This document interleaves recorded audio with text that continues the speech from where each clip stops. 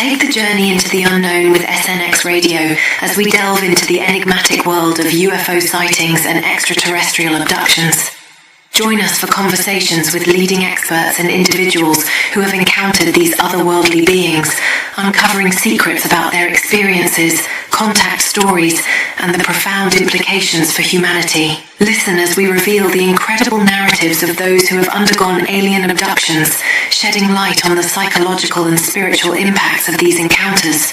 Explore the depths of consciousness and spirituality as we discuss how these experiences may connect us to something greater beyond our understanding. Take the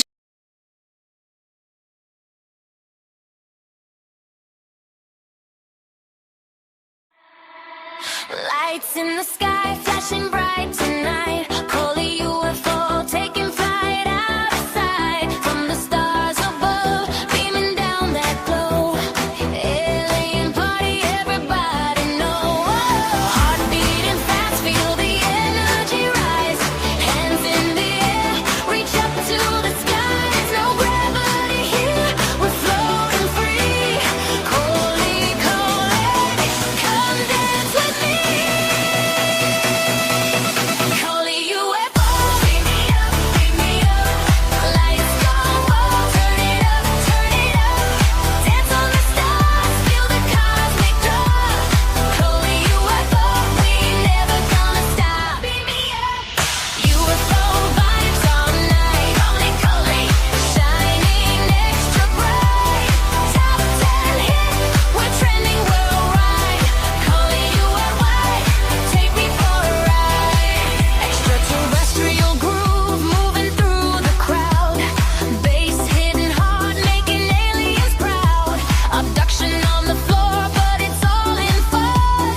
Coley leading, yeah, she's the one. Pulsing the beat, feel the spaceship hum. Glow sticks waving, everybody come. Intergalactic rave, no time to sleep. Coley UFO, secrets we keep. Coley UFO, beam me up, lights go up, turn it up, dance on the stars, feel the cosmic drop. Coley UFO, we never gonna stop. Beam me up, UFO vibes all night. Coley, shining extra bright, shining 10 hit, we're trending worldwide. Coley UFO, take me for a ride. Slow, build flow, whisper, Coley UFO. Drop, boom, lasers, bass explosion. Everybody jump, jump, jump, beam me higher.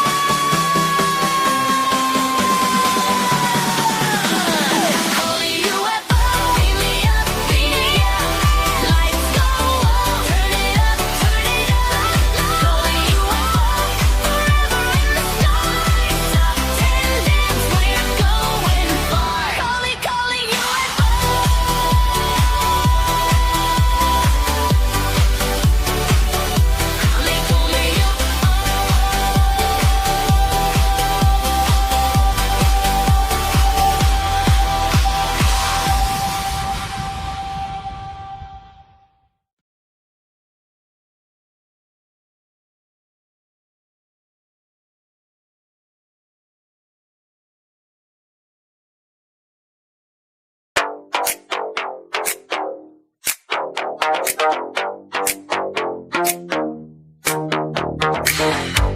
Dial spinning past midnight, static sparks on the chrome. Name lights up on the backlit glass. Coley calling you home. Signal in the sky, little blip on the black. Every meter in my mind, red lining on the track. I can feel that home in the bones, in the glow. Every beat says run, but the rhythm says go. Are you ready for the lift off? Are you ready for the spin? When the unknown pulls you closer, do you find a dive right in?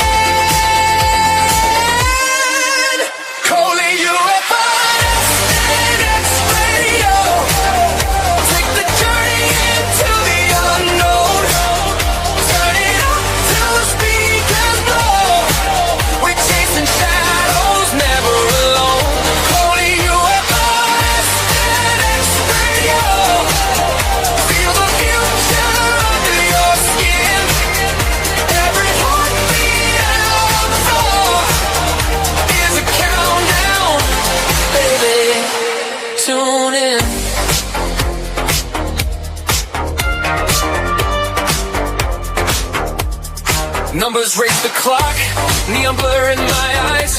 Every corner that we cut draws a map in the night. I don't need a map, I just follow the tone. Every switch, every flick is a door to the zone. Are you ready for the drop now? Are you ready for the spin? When the night cracks wide open, let the strange light pour in. Coley UFO, SNX Radio. Take the journey into the unknown. Turn it up till the speakers blow. We're chasing shadows, never alone. Coley UFO, SNX Radio. Feel the future under your skin. Every heartbeat out on the floor is a countdown. Hey baby, tune in. Close your eyes, let it scan you. Every thought, every code, every scar.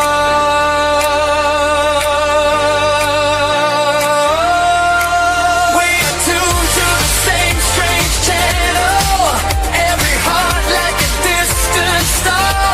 Hey, so run with me through the glitch and the glow, where the dial never finds the end. If we're lost on this wild transmission, then get lost with me again.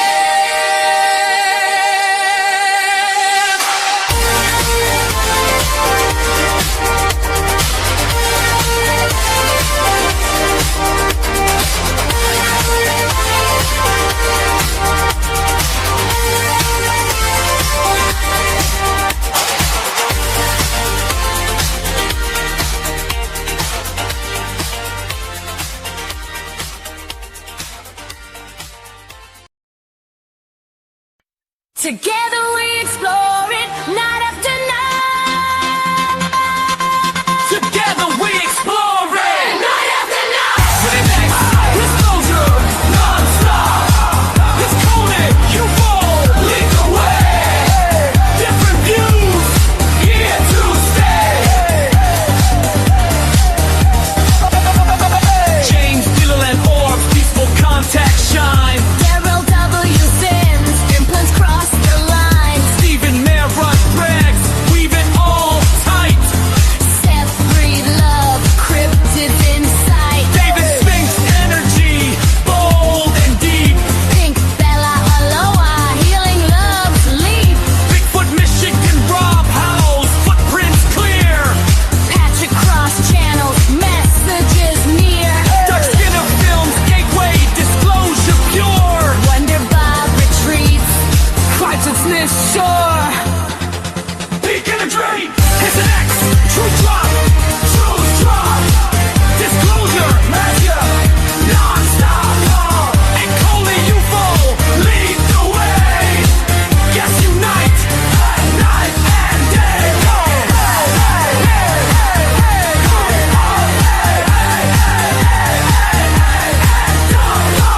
Hey, ho. Truth drop. Let's go. Hands up high. Feel the flow.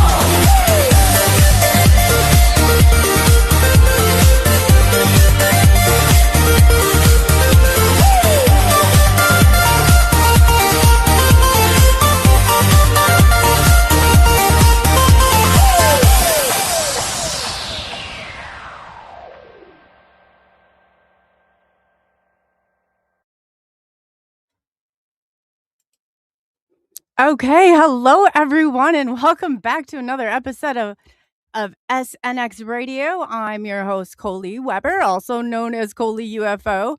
I just want to apologize in advance. As most of you know, going across the country right now, there is a storm, and we are going down in Iowa here till to negative 17. So that's some pretty crazy weather, and our guest is also having some storms and stuff in his area too. So as much as you like to, kind of brace yourself and prepare for this, there's not a lot you can prepare for when it comes to going down to temperatures that are this cold. I wanted to start off first and foremost going through chat. Whoa. I don't know if you guys heard that or not, but I just had the music just blare through. So should be good now. We should be good. So I just wanted to start with Chad. I saw it start to going off. A kitty catty whack. Hey, girls, nice to see you always. And Kurt W75, great show last night. That was awesome. Bigfoot Michigan Rob, you guys, if Bigfoot Michigan Rob, you have not gone over and subscribed to his channel, do so. Do so, do so. I have 2 streams posted and one it's freezing at times. Oh, really, Rob? Yeah, I don't know what the heck. Are they both on YouTube? If you could let me know if they both are on YouTube because I'm only showing the one, but I don't know why there would be 2 of them going. I don't know. I can check too in the background here in a second. Pancho is in the house. Nice spiritual ascension.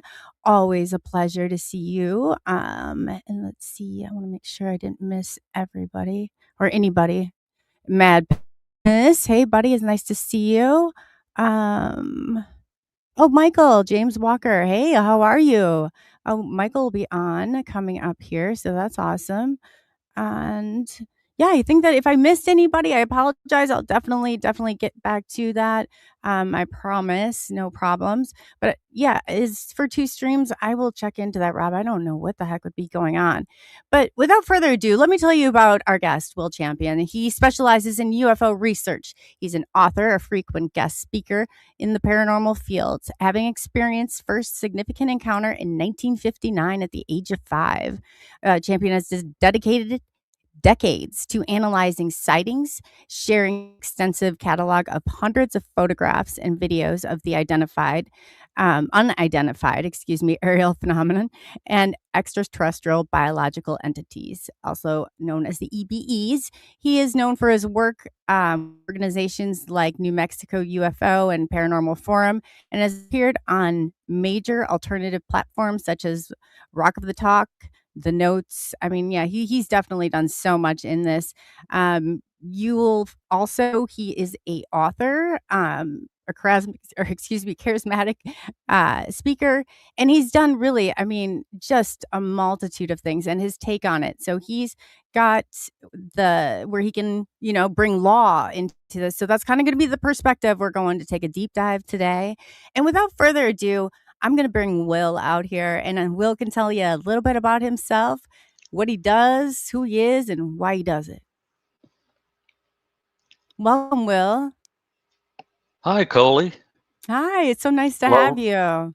Thank you so much. Lovely to be here. Thank you for inviting me. Absolutely. I appreciate it. No, I said we're resurrecting Will. It's been a little bit since he's been out in the public eye, so we want to have him come out with a bang. Scared me. They got me. Oh, man. All right. Yeah, so you go ahead. I guess. Oh, thank you, Mad Paximus. Rob said we had 2 streams going at first, but I did not see the first one, so I wasn't sure what was going on. But yeah, we should be good now. We should be good. So I kind of just gave a little bit of an overview, but because you have so many layers to you, which is good. That's good. But I know, in sake of and kind of telling people, you go ahead and just let them know just a little bit more about yourself and, exactly what you do. And, I guess you were an experiencer back in, that's awesome. That's awesome. I share that with you. So that's very cool. All right. Ready to take a ride? Let's do it. Far out. I'm ready. Well, when I was a young man, I grew up in a little town called Roswell in New Mexico. And I got to know a lot of the townspeople.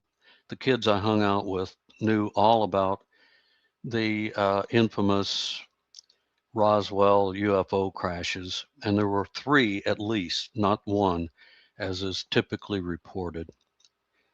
It was probably the biggest kept secret in the country until in the 1980s, a couple of big time UFO researchers blew the lid off the story in print.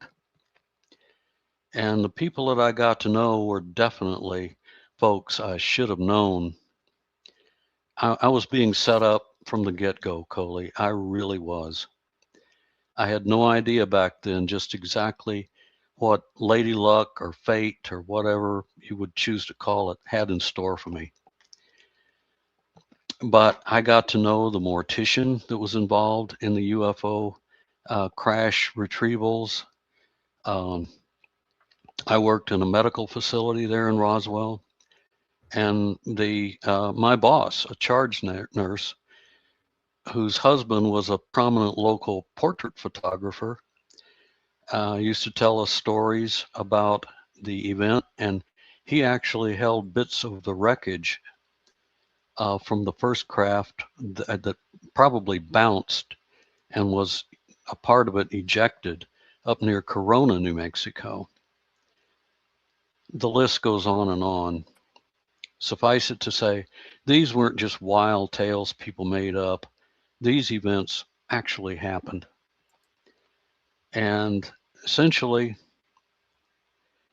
the things that I learned then were the beginnings of making me an incurable conspiracy addict.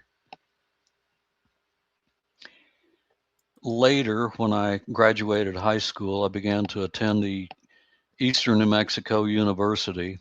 My original intent was to become a medical physician. So I did study hard in the hard sciences and majored in things that people with lab coats and all of that understand. And I had to perform an awful lot of experiments in the laboratories. And I thought that was my calling, and it was for a time. I transferred to the University of New Mexico, where I switched over majors from where I was at to medicine. And I just simply knew I could not live in an environment where sucking up was the way to get along and go far. I couldn't do it.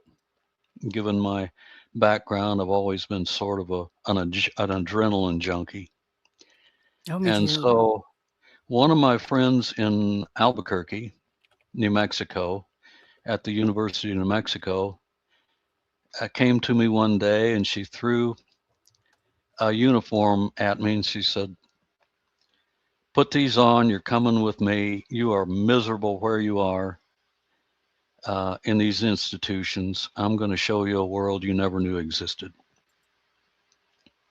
And I said, okay, because I'm a risk taker by nature.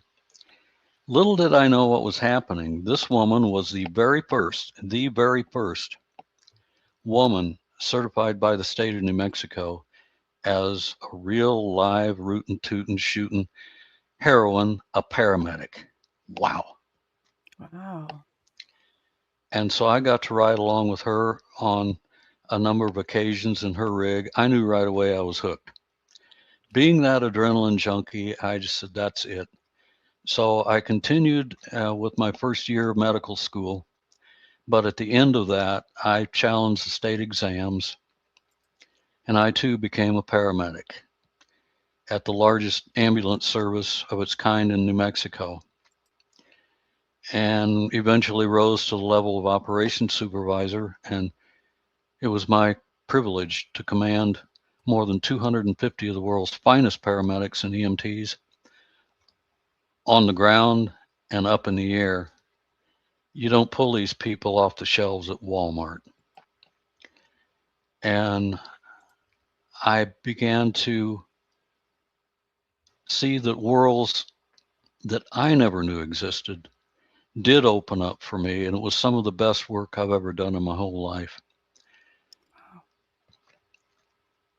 Wow, that's Most, amazing. Thank most, you. Like, a lot of mo- people can't do that, so that's great that there no, are people out there. we went into places where danger was. We ran toward danger rather than away from it, and we went into places unarmed. So as a consequence, I've been shot, stabbed, beat down, Oh, bar yeah. fights, Okie bar, brawls, you name it. I've had to endure it all, and I'm kind of paying for it now, like like most professional athletes do in the second half of their lives. But that's okay. I'm all right.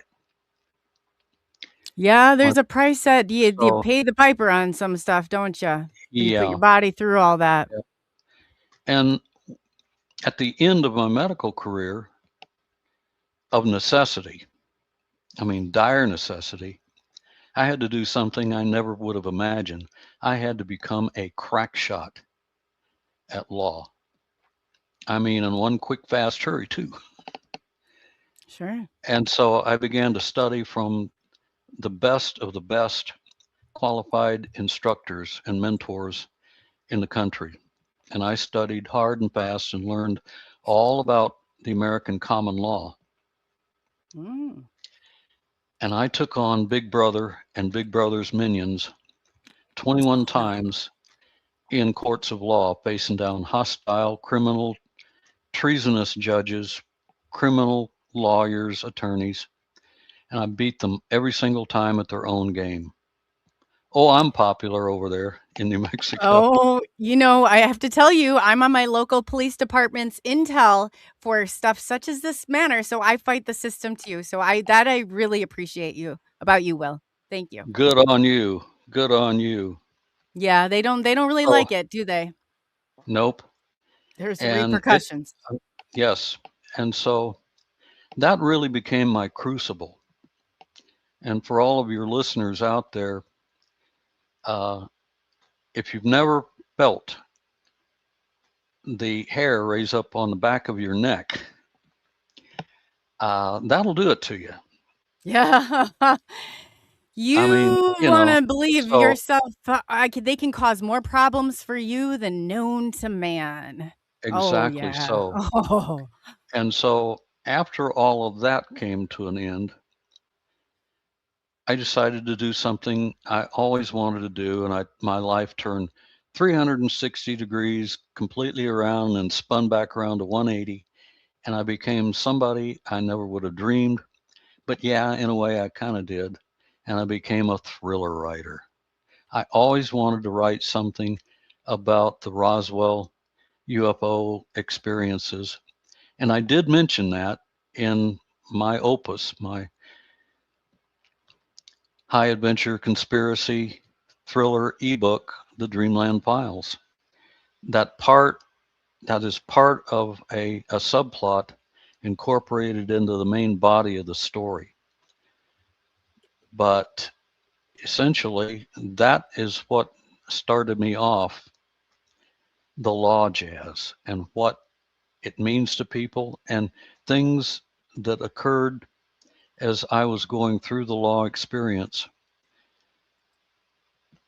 taught me far and beyond what I had ever learned before, because nobody has the guts, the No. willpower, or the know-how to teach you these things that I'm going to touch upon for you and your listeners.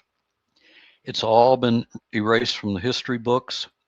Yes. Your You're right. ministers in church won't talk about it. Your teachers, nobody. And I can assure you where we're going to go here in just a moment. The things that I learned while I was going through the process of law and then writing and doing the legal research and historical research, plus the creative writing on my ebook, the things that I know that I've been imparting to my audiences over the years, it's dangerous. Anybody Yeah. that think this is not, it's a walk in the park, think twice. People like Bill Cooper, William Cooper, who wrote the classic Behold a Pale Horse. He revealed the names involved at the top of government that ordered the 9/11 event, the catastrophe. And in a few days, mysteriously, he died in his own home in a hail of bullets.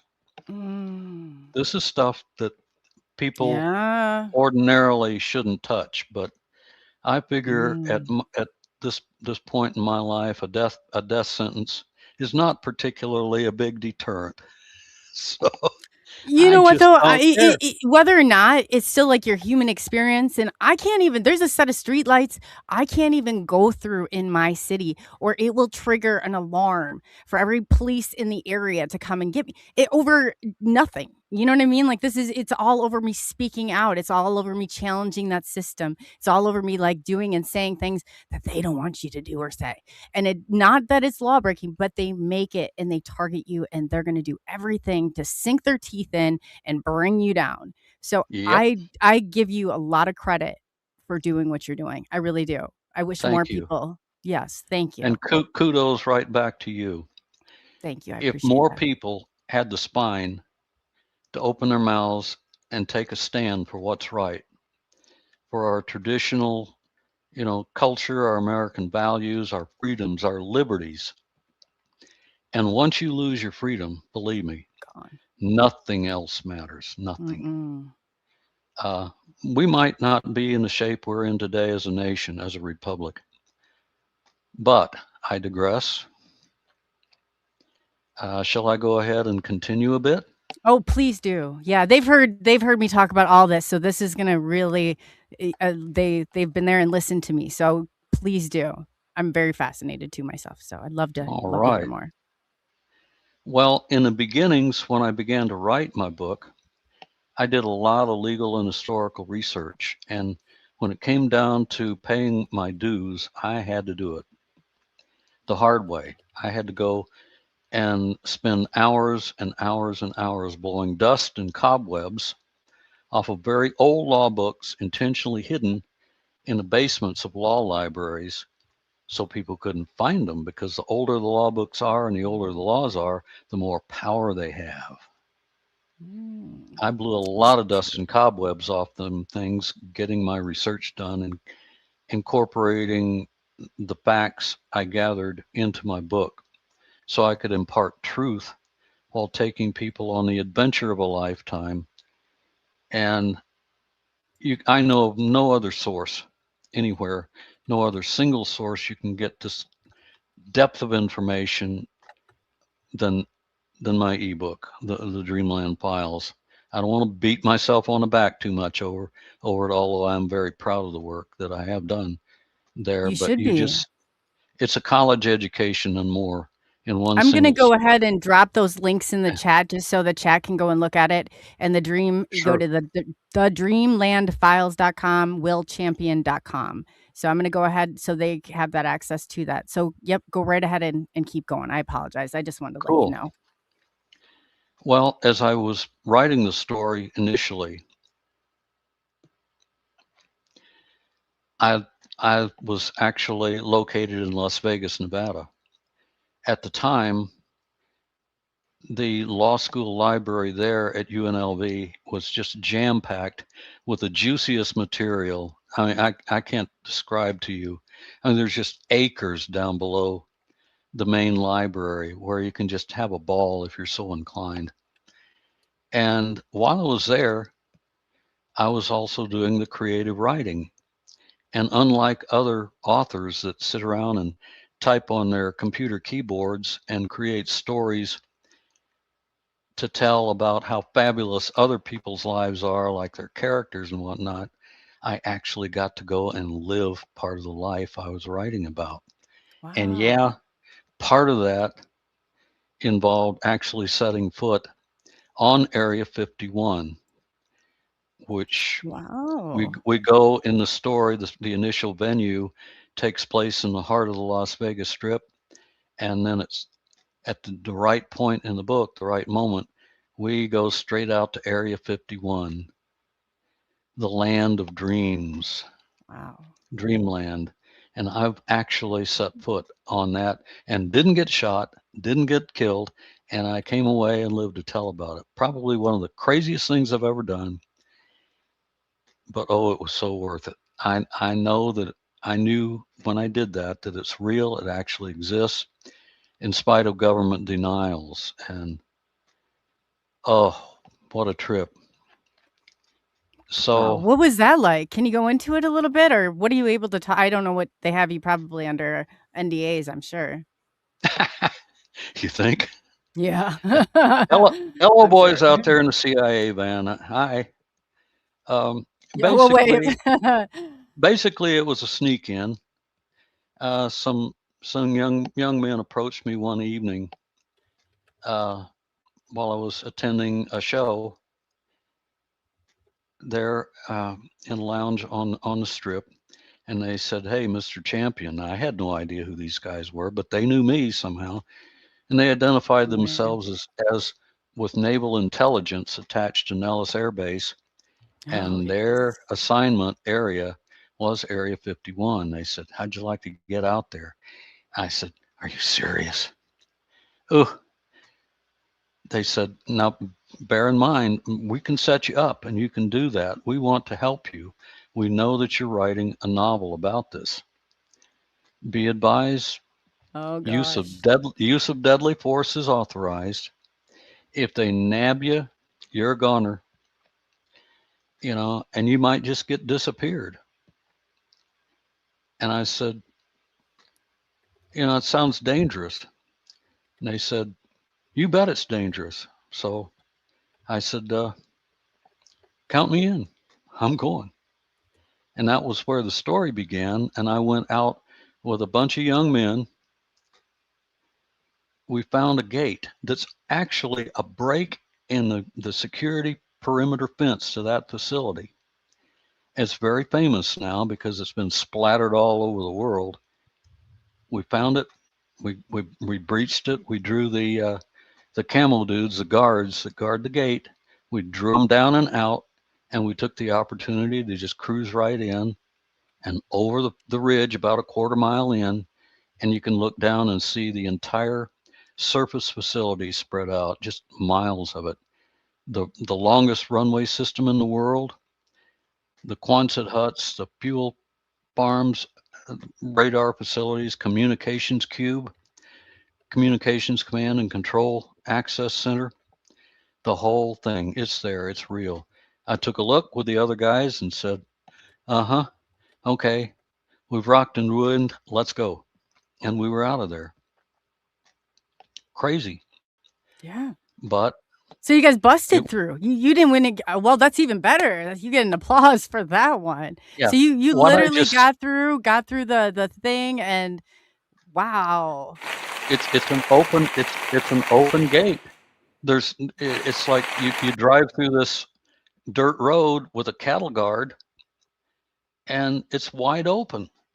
So So they what I made it just look said, like it's not all connected. Is that what you're saying? But there's actually yeah, a break in it. Yeah, I they're see breaking this the all the fence. time. It's like an optical illusion. But most of the time, you're right. There are oh, wow, that's awesome. That you Now good I for never, you. if that were actually true, wink wink, and I actually did say something like that, I'll deny everything and demand proof. But Absolutely. wink, wink, This wink, is for entertainment purposes only. for entertainment purposes only. Whatever.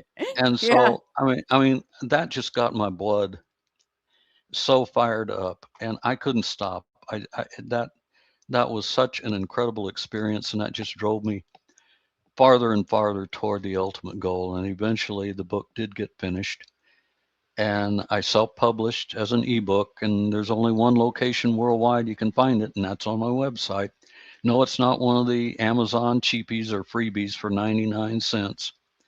Uh, and the price for each download is minimal compared to the price I paid to create that little, uh, well, explosive piece of work, but it's well worth it. People will pay that much for a cup of coffee these days. Yes, they will. So it's well worth it. However, as I began to wrap up and finish up the actual work on it and built my website, that's when I knew I could kick back and began to promote. Before long, I was invited on some of the world's largest listened to radio shows, overnight talk radio shows. I don't know how I was so lucky to be found and invited, but I blessed the moment that I began to receive the invitations and spread the word out, and I hope in some way I've touched enough people and motivated enough people, entertained, informed, and inspired enough people that they feel um, ready to, have the knowledge and hopefully put it to good use. And I think now that we're seeing a massive breakout of popularity of patriotism again, I think maybe a lot of people are starting to wake up that were, when I first began speaking, oh, I knew it was coming. I could see people's eyes rolling back and their ears clapping over, or their hands clapping over their ears. The minute I mentioned politics or law, some would run out the doors screaming, No, I and know. those were the ones that needed the message the most. It It's just their happened. programming. It is. It short It is. circuits them. No, well, totally. Exactly. Pavlov was right. Conditioning does work. Mhm. Oh, yes, it does. Oh, So, yes, it does. that's the build up to some of this. Um, could we get down into some of the meat of the story a little I'd bit? love to. Which you Is that my audience knows, and I love to take the psychological perspective. I was a mental health therapist for 7 years up until the whole, uh, I spoke out. I was, developed a grassroots movement here in my local city that was against masks, and that was really when I got hit with all this. So I was outed on all of that, but I do have that background, and I love that perspective. So by all means, take us there. Oh, you're a renegade too. I love Oh, it. yes. Oh, yes. I I am love too, I yeah. I love the company. Oh, it's wonderful. It's All wonderful. right. Now I'm going to take everybody on a voyage, a little journey back and forth through time on a linear timeline. I'll probably toggle back and forth a bit just to make the story make a little bit more sense. What I will do is start first by explaining that in my beginning studies, I learned in law from the best of the best, and I eventually became one of a handful of men and women on the planet qualified to actually go into the court system and bring law cases against the bad guys and earn justice for clients who had been damaged by the system, whether it was a cop wired up on too many powdered sugar donuts, too much coffee, too many steroids at the gym, slathering at some poor slob over an unpaid parking ticket and crush their skull in over something like that. My people had been damaged by those in the system willing to do it for a paycheck. And so I was dead set. I knew exactly I had to fight back. And my chosen way was through my book and my talks and my live presentations before live audiences. And as I recall, the largest live audience I addressed was about 6,000 strong. So I know I was getting through to a few people. I had to. Yes. Oh, yeah. Now, with this, I would tell of the journey along the way. And I will start with the beginning of this new millennium, the years 2000 and 2001. Back then in 2001 is the year that I had to put my training and education in law to good use. And I had to become a crack shot again. I had to be better than the best of the best. Lawyers do not use the techniques that I use. I've never been beaten in court. I never will be. I've retired now, but rather than going through the usual game, playing ball with the bad guys and Oh, using a yeah. technique called substantive law, that's the process of arguing back and forth in court, case laws, case citations, judicial rulings, blah, blah, blah, bore you to death. I went after the bad guys with my fangs bared and my ears laid back, and I cooked them because I could. I'm an outsider. So rather than go through all that fun, I just attacked them using a technique of judicial failures. And those arrogant people squatting the bench in disgrace and parading around courtrooms in Armani suits and Gucci shoes. Once they do their shenanigans, it's on the public record. And I used their shenanigans against them using those indisputable facts in law written on white paper and black ink, judicial failures. Whether it's their Oh, I think he just froze up. They're having some thunderstorms just on his end. I told him if this happens, no worries. Will, are you back? It'll just take a couple seconds. When he comes back on, I just said, don't even worry about it. With the weather so wonky this week, it's totally understandable. We were having some issues here too, but hopefully, last time this happened, it just took him about a minute to get back on. But yeah, so everybody, you or this not. is. Oh, there you are. There Yes, you you are. just kind of. Yeah, I just was explaining what I told you I'd say when we were behind stage. So I said, Okay. yep. So please pick up where you left off. Sorry about that. All right. Essentially, once they go on the public record with their judicial failures,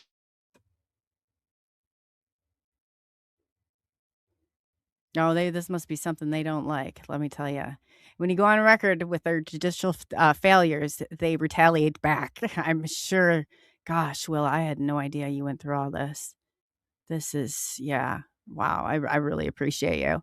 But yeah, just give him a minute. He will be back here in just as soon as his internet permits it. But they were getting some real, I believe he told me where he was. I can't remember now. Maybe he might be down by you, actually, Matt Paximus.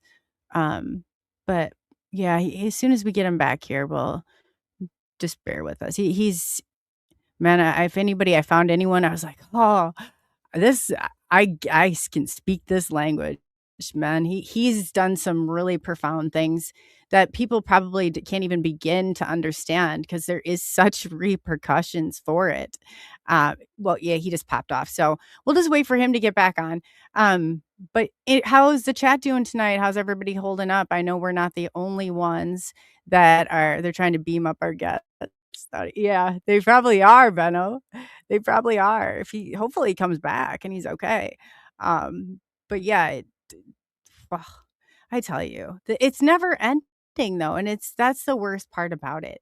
Is as much as you can do and say, "Oh, here he is. Oh, excellent." oh, You did the right thing. The best thing is sometimes on StreamYard is just to get the hell out of here and come back in. So yeah, you're good. You're all right. hi, honey, I'm home. I love it. And I was just saying too, so you're saying when you get put that on basically that they're in a you know what, you just go ahead and I had it before. I was telling them and then I got myself distracted No through it. But problem. I'll speed this up just a bit and no, you're give you okay. Yeah. give you the Reader's Digest condensed version. Essentially, when they attempt to deny a person their civil rights, their constitutional rights, trample their rights by any means, create unimaginable, harm to people and damage them. I got them. Yes. It's inescapable. It's material evidence on the public record that they cannot escape. And guess what? Judges, lawyers, everybody, they pretend that they have judicial immunities. Yep. And that they're, bulletproof and nobody can, approach them because they're so high and mighty. Wrong. As soon as criminality enters into the equation on their part, Mm-hmm. and especially fraud, bringing fraud upon the court by the court, they're had. They cannot escape. Hence, 21 court victories, 0 losses. And That's I'm awesome. the guy. That's awesome. I'm that I've been guy. winning mine too, but I after this, I need to talk to you because I've got something that's going. And as soon as I can get one thing to go through, there's going to be litigation galore over all of this stuff. But they've got me right now pretty well backed into a corner. But it's crazy the extent that they can do and the things that they can make up, and that going up there and taking that oath to protect our Constitution and all of that, and then it's just unbelievable. They think they're above the law.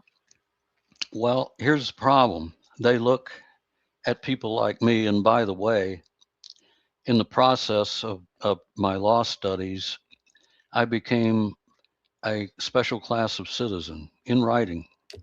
I used the government's own forms to change my classification. And I went from a citizen slave on my knees in service to the government to becoming a special class of citizen known as technically a sovereign American national.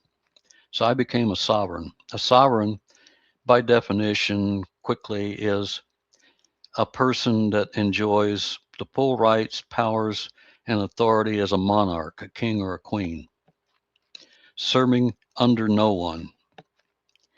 They believe that we sovereigns should be stomped, and they've done a good job of that over the years, quelling unrest, rebellion amongst the peasants. Oh yes. Because they fear that the peasants will rise up with torches and pitchforks and lop their heads off, put them on sticks, and parade them around the village. We're coming with our pitchforks and our torches. Oh gosh, yeah. Somebody's like, "What does that mean?" I was like, "What?" You'll have to figure it out, I guess. But yeah, yeah. that's Well, exactly you'll have it. to That's have to go awesome. back through and look at old horror movies like Frankenstein and so on and so forth to get that. But suffice it to say, that's it. So in my beginnings, I learned that we don't have one system of law in this country. We have several. The most important and the most powerful is the American common law. Sovereignty is the author of law, real law. Now, if you look at what passes for law these days, it's not law at all. Every single thing that's termed law that passes through the Congress and is signed by the president, whoever that is at the moment, those aren't laws. They're technically called public law, public policies. Now here's a distinction. Real, live, actual, bona fide, legitimate governments make and create and enforce laws. Corporations create policies. Yes. I just said something profound. Did you get that? Corporations do policies. That's because the entity that's been masquerading as our government in Washington, D.C., and all of the state capitals as subcorporations was registered in England, as a private for-profit corporation. And it's been that way for a long, long time. In fact, the tract of land known as Washington, D.C., the District of Columbia, was granted by the Crown of England. What we see that has taken the place of, in large part, the American common law in our court system, which everybody has a right to access, by the way, not just bar association lawyers and judges. Every person can access our court system. Essentially, there are two sets of laws. The American common law, which was set aside, I believe, back in the year 1938, following the bankruptcy of the United States Corporation in Washington, D.C. in 1933. That was a critical year in America's history because after being unable to pay its bills to its chief creditors, the Rothschilds banking families, the Rockefeller, Crown of England, they had borrowed so much money, the federal government, from their chief creditors, they could no longer pay. They couldn't even pay the interest on those gigaloans. And the American citizens were deemed chattel by certain legislations in 1933 following the bankruptcy. The bankers, the Federal Reserve banks, literally took over our federal government in that bankruptcy, and they made themselves the trustees and the receivers in that bankruptcy. And overnight, our once free republic was owned by those people, 100%. And Bought and paid for. Yeah, so true. well, we pay for it by virtue of our bond surety number on the birth certificates issued in our names, whether they are spelled correctly, our Christian names spelled correctly with only the first letter of our names in capital and the rest in lowercase numbers, or more significantly, the all capital letters spelled name, which has been recently changed on official certificates of birth. The all capital letters spelling of a name is the name of the dead. That's how names are spelled. That's how names are spelled on tombstones. The reason for that being, I have heard that. if you're a dead person, are you capable of managing all of your personal, legal, and financial affairs? No, you look at all your court documents. Look at your birth certificates. All of them are in capital letters. Look at your banking statement. Yes. Your utility bills. Capital. This is how they pretend to own and control you from cradle to grave. And by the way, I did say own. Just a terrible, tyrannical piece of legislation was passed in 1933. I believe it was called Senate Document 43 of the 73rd Congress, after President Roosevelt declared the bankruptcy and demanded that every American citizen turn over all of their money, their true money, every ounce of their gold, to the nearest Federal Reserve Bank or face fines and imprisonment. They robbed our nation of our gold, our money. And thereafter, that document declared this. It says, the ownership of all property is in the state. Individual so-called ownership only serves the needs of the state. It relegates all former owners of said property to be tenants, renters. And chattel, meaning human beings, are now property of the state as of 1933.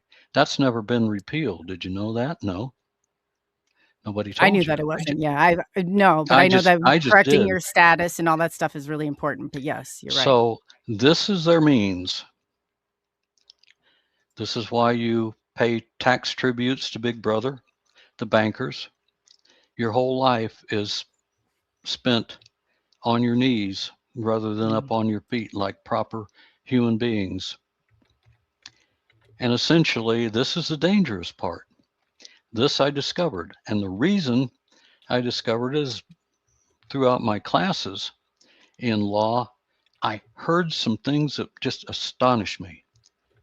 Every single time I would go to a live education or training event, somewhere along the line, whether in session or out of session, in casual conversations, fellow students and instructors would discuss one or two things, and it always came back to the American flag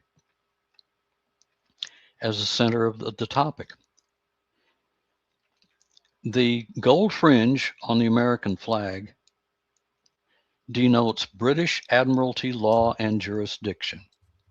So when you see an American flag, Old Glory, surrounded with the gold fringe or hung on a pole, a standard with golden ropes and tassels, that's Admiralty, the law of the pirate or the Navy on the high seas.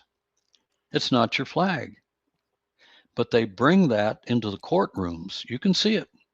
Take a look at it. They do. Into the court systems, and that is a symbol that you are bowing down to British Admiralty Court, British Admiralty, Law and jurisdiction. Jurisdiction being defined as the power to own and control you and your life, even take your life if you displease the state. Go look it up. Just go Google gold fringe flag, and you'll see that that flag represents no law, no constitution, and no nation, but rather British Admiralty law and jurisdiction. The law of the British Crown. Yes. Didn't we fight a so true. revolutionary war to free ourselves from the British Crown? I thought so. Well, There's a I hint. thought so. Yeah, but you're So- so right though. This is so true. This is so true. Every piece of it. So the subset of British Admiralty is something I know most people will get. That subset is called the Uniform Commercial Code. It's commercial law. It's the law of the banker. And if you take a look at our little, just as the smallest US currency, a $1 bill, and look, there's a green dot, a symbol on every bill. And I believe it holds true for every denomination. And it shows the scale of justice. And there's a chevron just above it. That used to be a symbol used by the Rothschilds banking family in Europe. They put their stamp of ownership on our own money, our own currency. Oh, for sure. So they branded us and our money by these means. These are the means through which they exert their alleged ownership and control. Yep. Now, how did all this come about? Again, we go back to the year 1933, when during the bankruptcy, they said there was a meeting of all the highest level politicians and judges in the nation, and they determined that that common law stuff had to go because it gives every American a break. There's equity. We're treated with equality and respect in that form of law. Not so under Admiralty. Fairness, justice, equality is removed in Admiralty. I won't go in depth on what that means, but the implications are terrible. You can read all about it in my book, by the way. Thorough explanations for all of this and much, much more are given throughout the book. And everybody can find that it's called the Dreamland Files. So you can access to the dreamlandfiles.com. You can look down at the ticker down below and willchampion.com. Exactly. Thank you for mentioning that. Now, as we go back farther in time from my conversations with the best of the best in common law, these people literally wrote some of the books on it and taught people like me how to fight back, because not every man knows, nor do they have the guts and the know-how to do it. So I know they don't do. They don't. I know I talk about this all the time. So I'm so Yeah. glad you did. Thank you.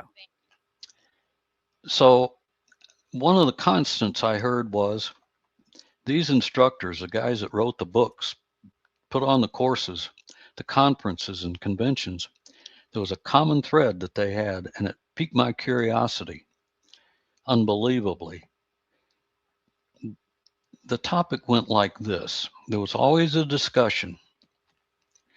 And some of these guys would say, you know, this stuff, this Admiralty law is so brutal, so vicious, so vindictive, so in detail. It is brilliant. It's absolutely brilliant. Now, if you go back to supposedly the roots of Western civilization's laws, how do we go from societies that were not much more than basic grunts, hunter-gatherers, to this in just a span of a few decades or centuries? This stuff seems to be the ultimate punitive system of laws. And I got to thinking, well, yeah, you're right, guys. It is brilliant. So where did it all begin? And a few folks said, well, we can trace this back to what is credited as being man's earliest system of laws.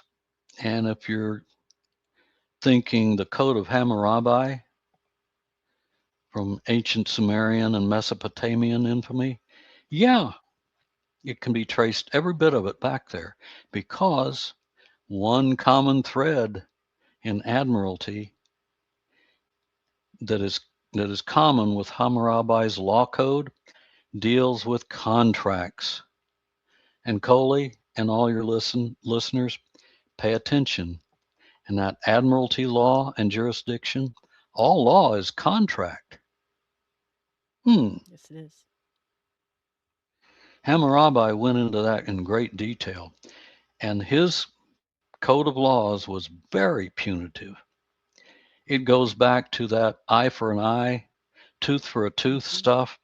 It dealt with contracts regarding everything from marriages to loans, payments, you name it. It all is traceable back to that. But where did Hammurabi get his information? It was written down, it was chiseled in stone, and I believe that may be a root of where we get the expression carved in stone, on a big giant black stone rock that still exists, and it's called the stele. I hope I'm getting the pronunciation correct. And it's chiseled in stone and symbols and things that, of course, I cannot understand.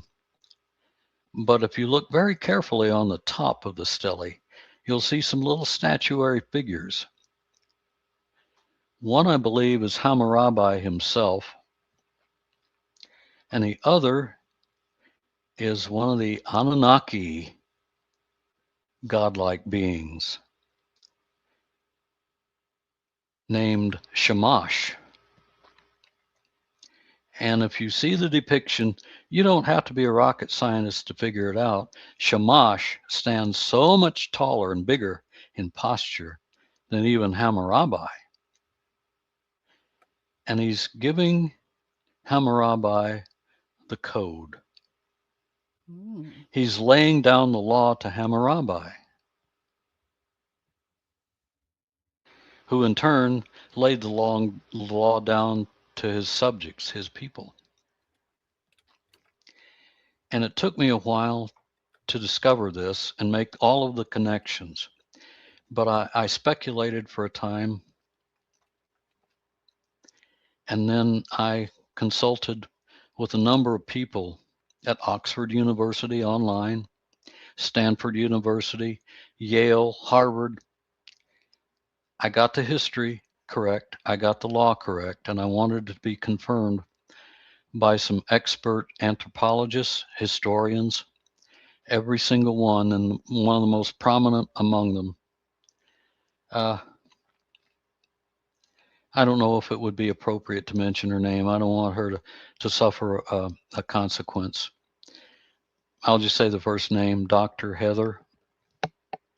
And you're right about the consequences. Everything that you're saying, there are consequences that come with this. Yes. Well, yes, there are. I won't disclose her full identity, but I being get it. the wonderful person she is, she said, well, you're absolutely right. Even I hadn't put the pieces together, but feel free without risk to go ahead and explode this fact to the world. You're right. So beyond that, I wondered, well, if Shamash handed down and laid down the law to Hammurabi, who in turn handed down the law to his subjects, his people, where did Shamash get the law? And the answer is very simple. Being Anunnaki, he was gifted the law from the God King of all Anunnaki, Anu himself.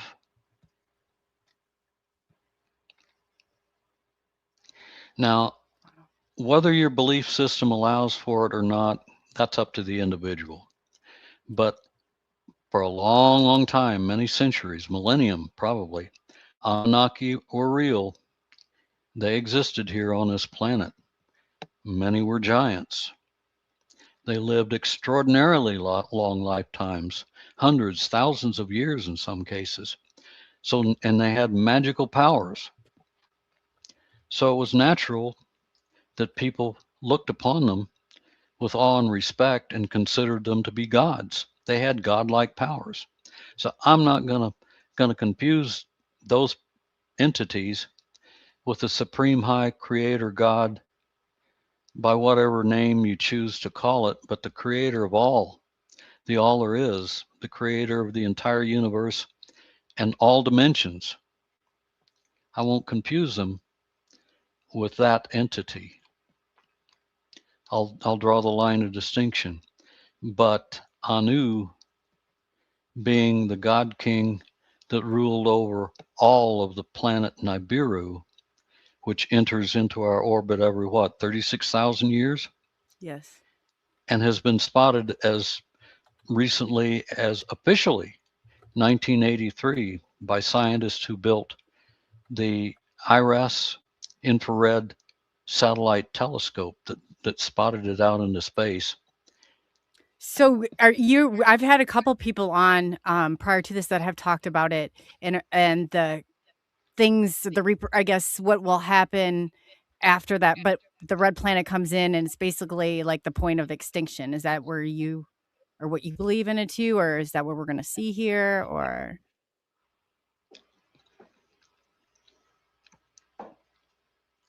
Coley, you're sitting down, I presume. Yeah. I'll give you my sitting on the fence version. Okay.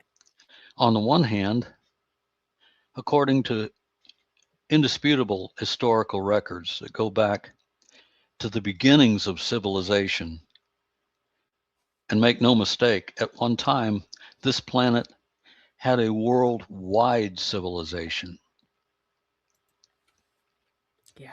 And they were under the laws much the same as Hammurabi's law code. The architecture is the same as what you would find in ancient Mesopotamia, Sumeria, all throughout what we call the quote unquote cradle of civilizations.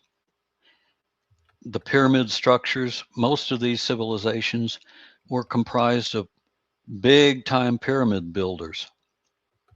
They built pyramid structures and clusters of pyramids on every continent on this entire planet. They're there, they're real, they existed. Many are sunken cities, like the one that you see sunken just off the coast of Cuba in a few hundred feet of water, to civilizations swallowed up by vegetation in rainforests in South America, Central America, Africa. The Anunnaki had slave compounds. They put together slave workers to mine the gold that was much needed to protect and restore Nibiru's home atmosphere, which was rapidly becoming eroded. Powdered gold, put it aloft into an atmosphere, goes a long way toward protecting an already overheating planet from too much heat and radiation from our own star, our sun. Am I starting to make sense? Oh yeah. No, I am hearing you. So now, what we have left are these facts that I could debate with people all day long, but I won't do that. And I certainly won't do it here on your show. Have too much respect for folks out there, your listeners, you. They're really connecting with you, Will. There's a couple that are down in Australia and right now, and they're talking about it. They're starting to organize down there. So this is really important. They're very much connecting with you throughout this whole thing. I'm seeing the comments. Yes. Beautiful. Australia, our Australian brothers and sisters down under, they need this because they've been put in slavery. Yes. And they need to rise up off their knees and get busy reclaiming their freedoms. Yeah, there's two of them. Well, there's actually, we have a huge audience down there. But yeah, right now I'm watching them. I guess something has gone on and they're really talking about it. And I was like, just message me. There's a way of becoming organized. And there's a way of doing this, but it definitely, it's, yeah, sending somebody out there on this path. Please just be careful. Can you see the smile that just creased my face? Yeah. Isn't it lovely to see the world doing? Yes, it's lovely. Now, what I can say is this. Now that I've given at least a portion of the legal and historical facts I've discovered and that I'm imparting, my job, wherever I go, whether I'm addressing a small crowd, an individual, reaching out to millions on the World Wide Web on a show like this, or regionally or nationally or live and in person, the whole idea is to educate, entertain, inform, and inspire, and in such a way bring value to people's lives. Yes. If I've done that just a little bit, if I've gotten through to one single individual on your show tonight and brought hope, or perhaps they'd lost hope over the last several years under the terrible regimes that have taken over our government since 9/11. Yeah. And You're believe in the me, right group. that was a contrived inside job. I know it. Yes, I do too. I was in aviation school at the time. I was like, yeah, Yeah. it's definitely an inside job. And so I don't know if I should take a risk and disclose exactly how I know it.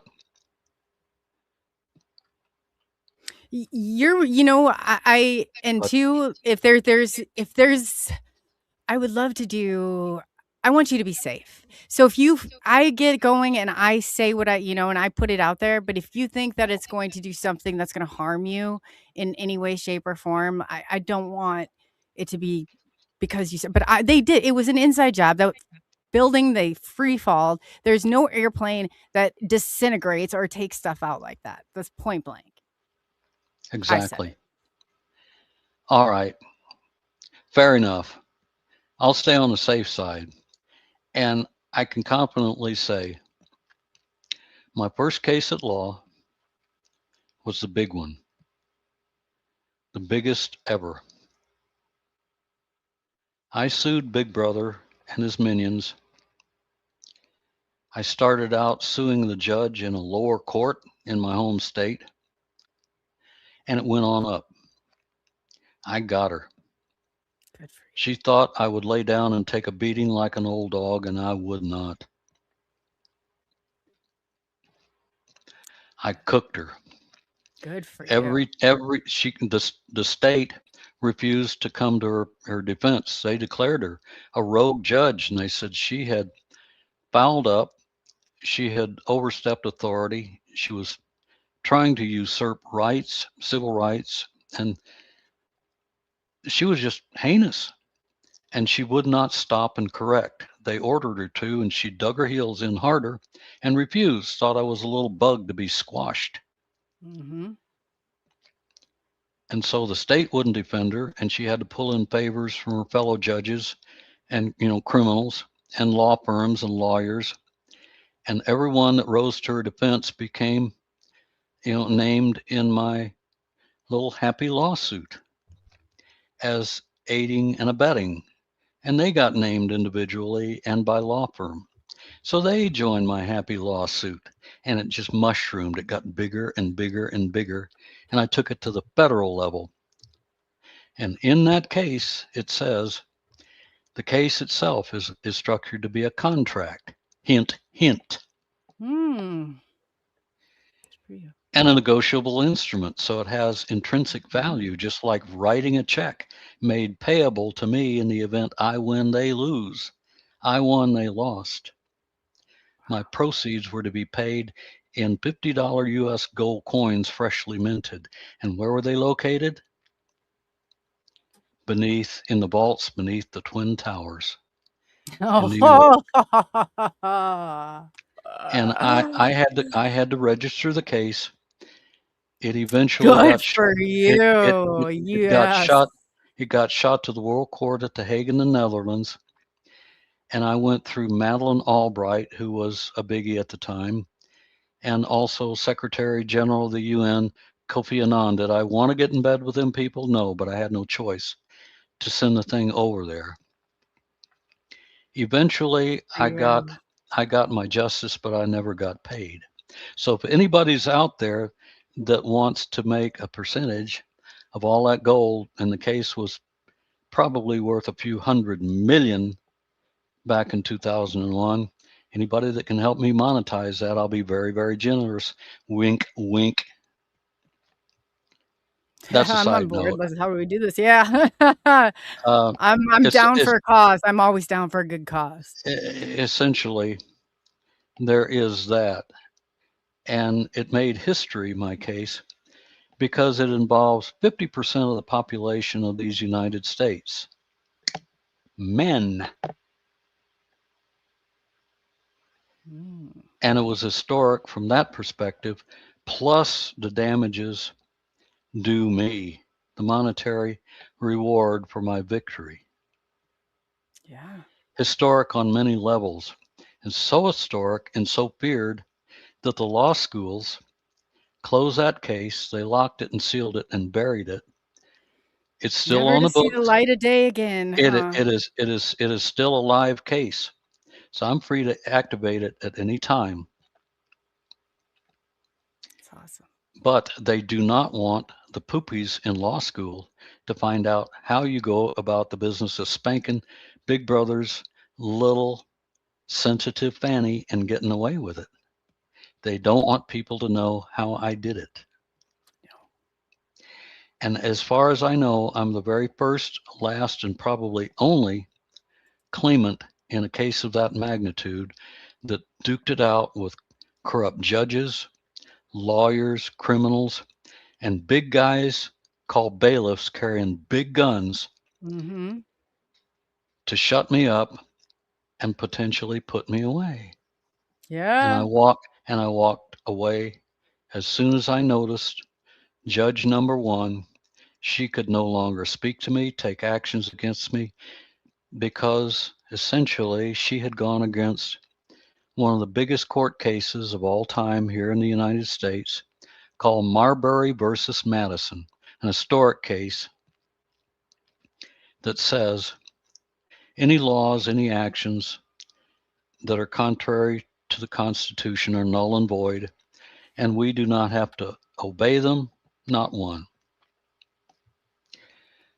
No judge's orders, no laws. That can be expanded to include no judge's orders. And by the way, a judge's order is always, always a money order. Mm-hmm. Yeah.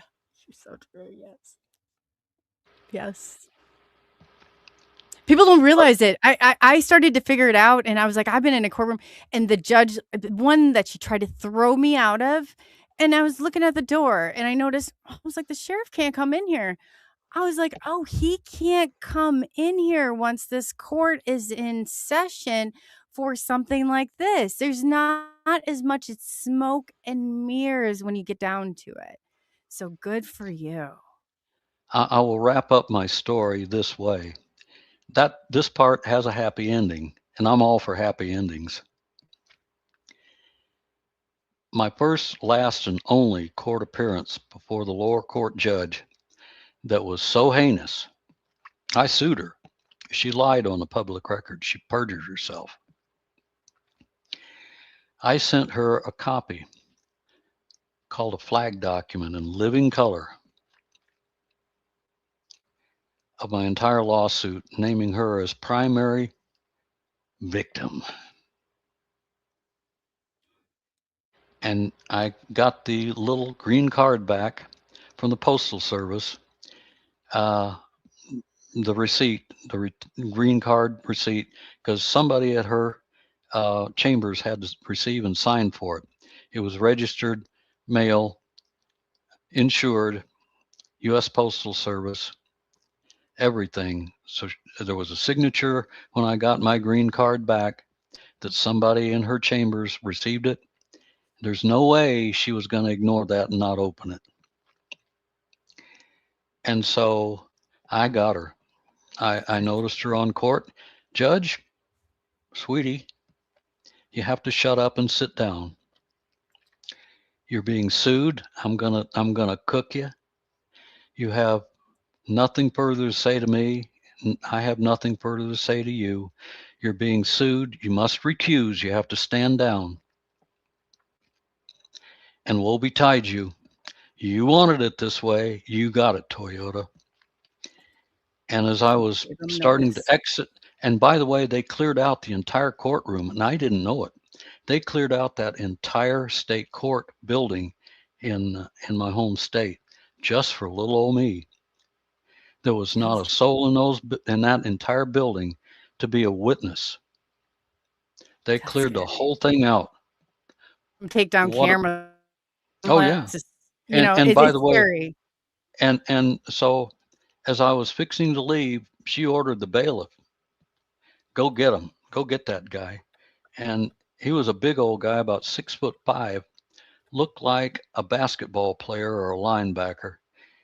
And he started unsnapping his sidearm as he approached me, and I said, "Halt. You, sir, is it your intention to armed assault and kidnap me and hold me for ransom?" And that's exactly what they do to you I know. I said, when they isolate you and jail you for contempt. Yep. And he looked, his eyes got as wide as dinner plates, and he looked back over his shoulder, and he looked at the judge, and he said, I ain't going there today, Judge. And he put his sidearm down, and he backed away, and I walked straight out. All they do for your protection, you know? All they do for your Yes, protection. your tax dollars at work. I cannot tell you how it felt with mere words for me to exit that courtroom, down the hallway, grab an elevator, and walk as calmly as I could, trying to put on my best Steve McQueen cool act, and leave the entire building in the rearview mirror. Oh, God. I know. And I know. so that's the happy ending. And from there, the happy lawsuit began its little journey. So now you know, and now your listeners know. And I don't think I've divulged too much. In fact, if they'd wanted me, if Big Brother had wanted me and wanted me to be terminated, they would have done so a long time ago. My guess is I'm just not a big enough threat to warrant the Bill and Hillary treatment, you know. In that respect, I'm very fortunate. I think that they need us. For some reason, Will, there's characteristics that we hold that they need. There's something more here. Otherwise, they would never let it go on. We would be people they would just, but for some reason, I think they need us. I believe you're right. I don't know what the exact purpose is. I don't know why. I know there are good guys within military intelligence and counterintelligence, and there's some real live patriots left in government and in military service, even though Barack Obama created one of the biggest purges of military in U.S. history. Yeah, I know. He gathered the top ranking generals, admirals, etc., in his office, and he laid the law down to them.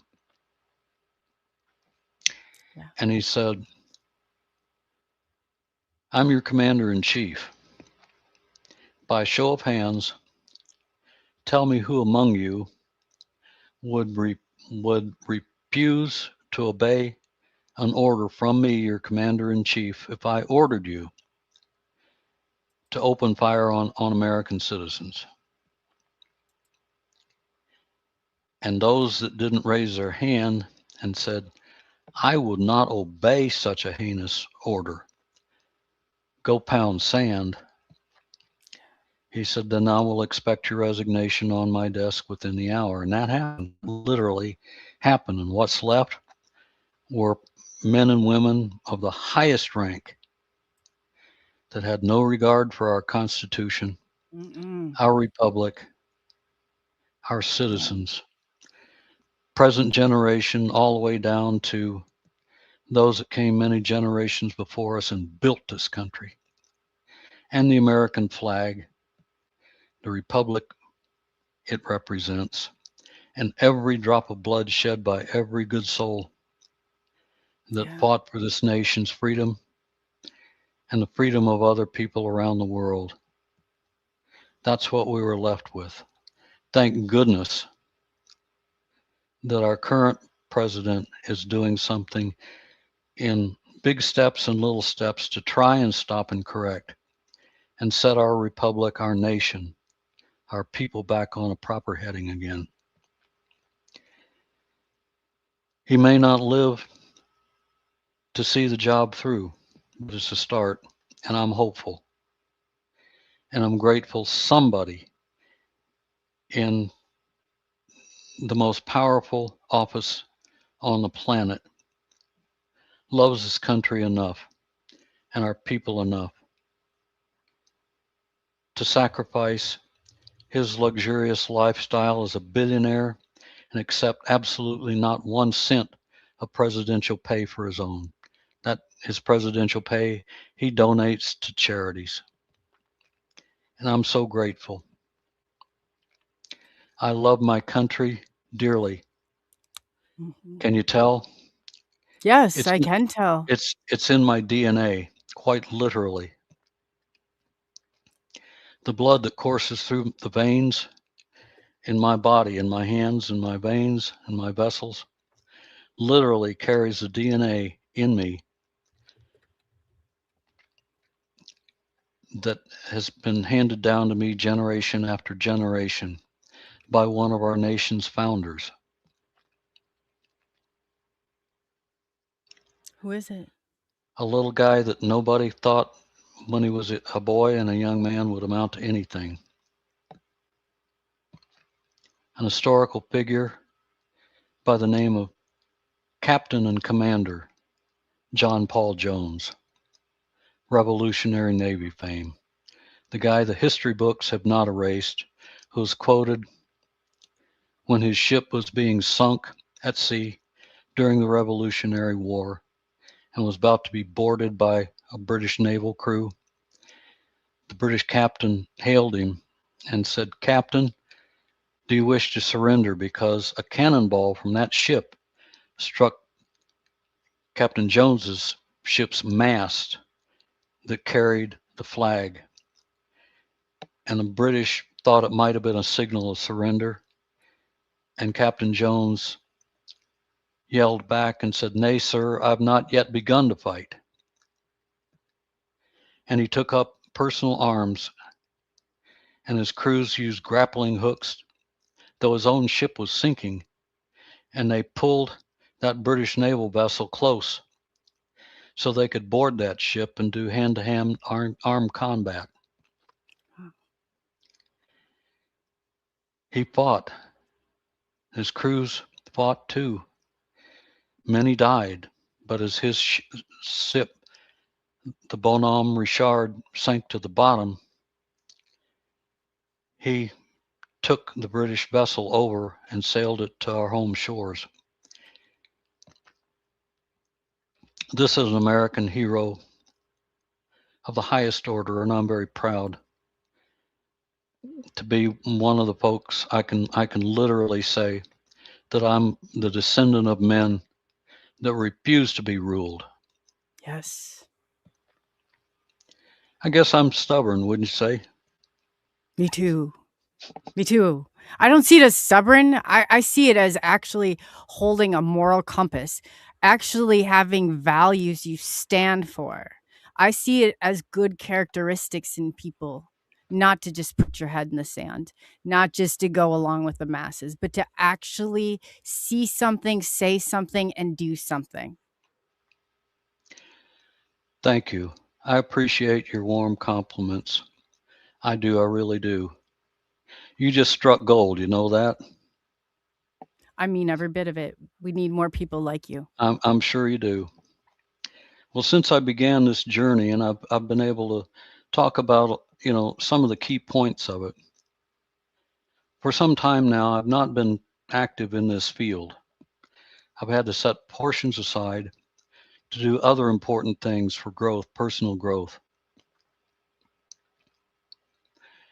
And recently, I have taken up another, I won't say occupation, but another something to do with my time that I value a great deal. I have taken up the practice of short-term investment in cryptocurrencies, the biggest one being Bitcoin. And it's been my privilege to be associated with my mentor and my group that allows me to do that side by side and be on a platform that, believe it or not, and this is true, enjoys a 96 to 97% predictive accuracy rate. You cannot beat that. No, you can't. Definitely not. So any listeners out there that would care to participate, you can reach me through Coley. She knows how to do that, and I'll be happy to connect you with someone that's an expert in this field. For qualified investors, you'll never regret it. This is a chance of a lifetime I'm presenting to you. Please take advantage. Look me up. You know where to find me. Oh, and by the way, I'd like to take a moment and give a shout out to my fiance, Alina. Have you seen her picture up online? Did you see that? I saw the one that you posted, but it went to yeah. So I would love to. Do you want me to pull it up to show the audience? I can do that. No, No. she kind of wants to be anonymous right now, but I'll just say, hi, honey, it's me. Oh, let's give a look, huge shout out to look. what a great couple. What a great couple. I told you I was not going to go to choir practice down at the bar with the boys tonight. Here I am on Coley's show. I'm being a good boy just for you. And thank you Wink, for sharing them wink. with us tonight. We really have enjoyed it. We really have enjoyed you, Will. You've really you speak my language. I mean, like I said, I've gone all over. When you speak out, I tell my audience something. There's huge repercussions for what you say. There's huge, whether or not, like I was always told, you know what, you do the right thing and good things happen, or you do the right thing and it's like I took it as there wasn't all these bumps and bruises and everything along the way, and that couldn't have been further from the truth. This comes when you do this and you prepare yourself for this. Go into it knowing they are coming after you. They are coming back after you. They're not going to let you get by just, spouting the freedom. You better be organized, be very organized, be prepared, and stick together. Exactly. And I'll go back and revisit the symbolism of the American flag. When you see that gold fringe flag, that is an admiralty flag. It is also under Title IV of the USA Codes, Chapter 1 and 2, I believe. Law of the Flag 2. That symbolizes the admiralty, law, and jurisdiction, the subset of which, again, is commercial law, the law of the banker. It's also a flag of war. It is not your flag. You should not properly salute it. The flag you should salute is the real live American Old Glory, bless her. The one with no adornments, no gold fringe, no golden ropes and tassels, displayed on a plain staff or standard. That's Old Glory. That's your flag. That represents your nation, your constitution, your republic. That's the one you salute and hold your hand over your heart for when she passes by. That's your flag. Yeah. So true. I will say that's the gold fringe flag, being a flag of war that represents No law, no constitution, and no nation. That's true. You can look it up. Just Google gold fringe flag and it will tell you all about it. Don't take my word for it, everybody. Do your own research. Yes, But I say that all as the time. Yeah. following the 9/11 event, the tragedy, that again was an inside setup. We all know it, and that's where my uh, gold was stored beneath those twin towers. Mm.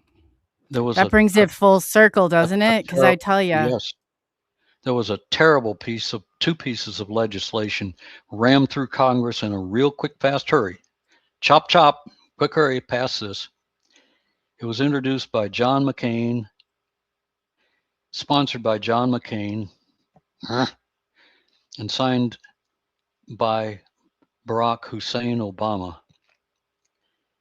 It's the National Defense Authorization Act, otherwise known as the NDAA, and the Patriot Act along with it, better known as the Anti-Patriot Act. They both presume to revoke our constitutional rights, and the NDAA actually classifies everyday Americans, you, me, everyone, well, except those that are sovereigns, and even at that, we're probably disregarded.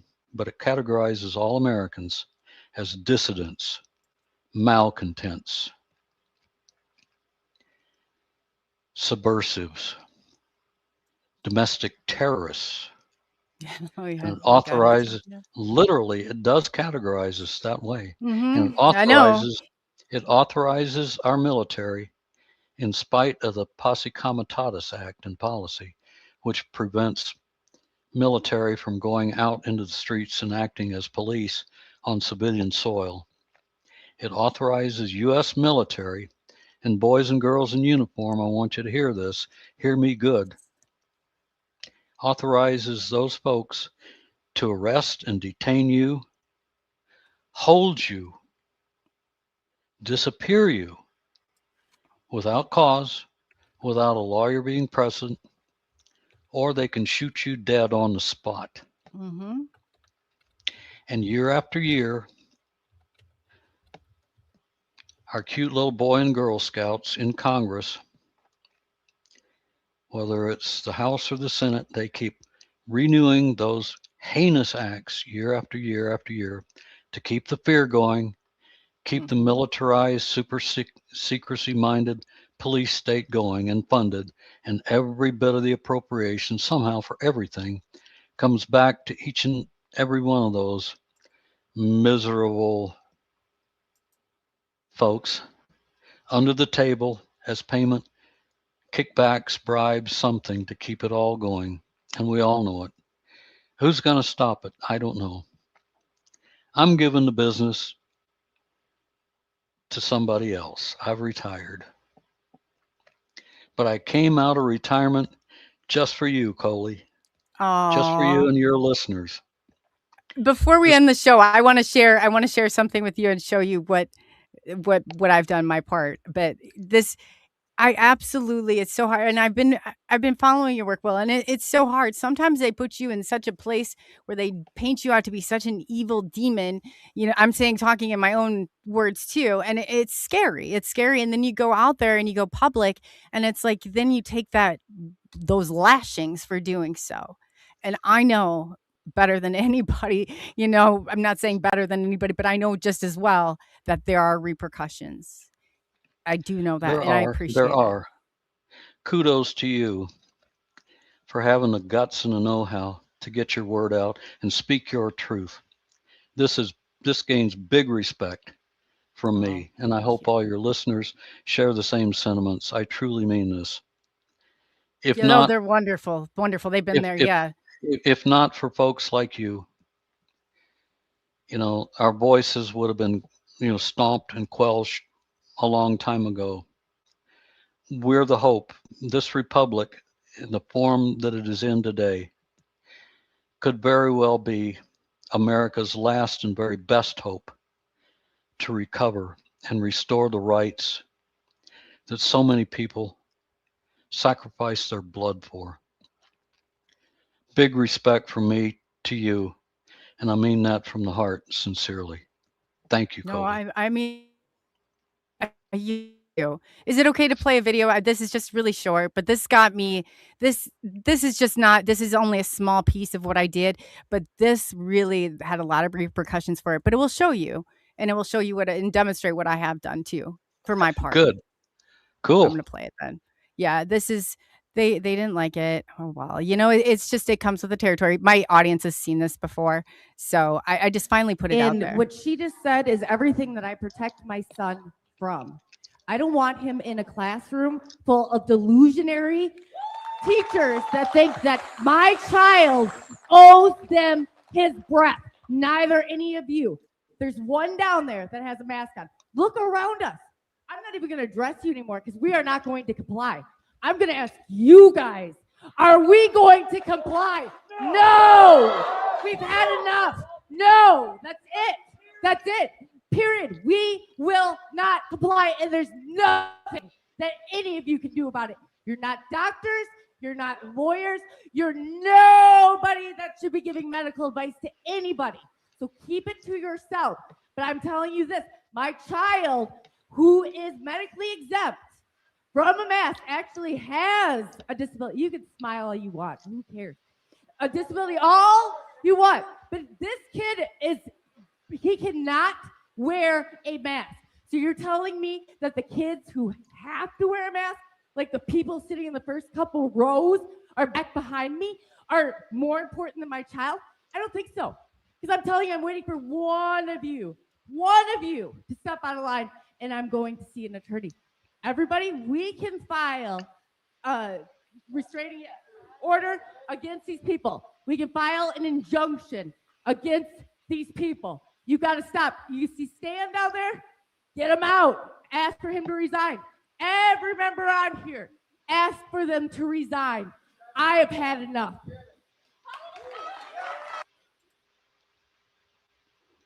So that was one of my spiels. Beautiful, Coley. Oops, let me That's get just this off. beautiful.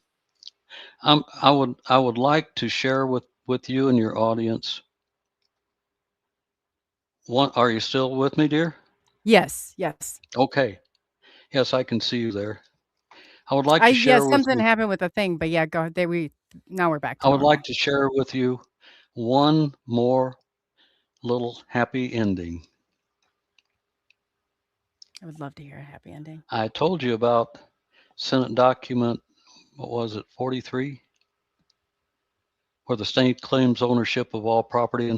And isn't that one of Karl Marx's 10 planks of communism, by the way? Yes, it is. So we've been living in a communist state for how many years? Since We sure 1933? And by the way, the Soviet Union, Russia, all those, they weren't our bitter enemies. They were business partners with the U.S. corporation. Who's kidding who? It was all a big show. But I'll leave you with this particular point.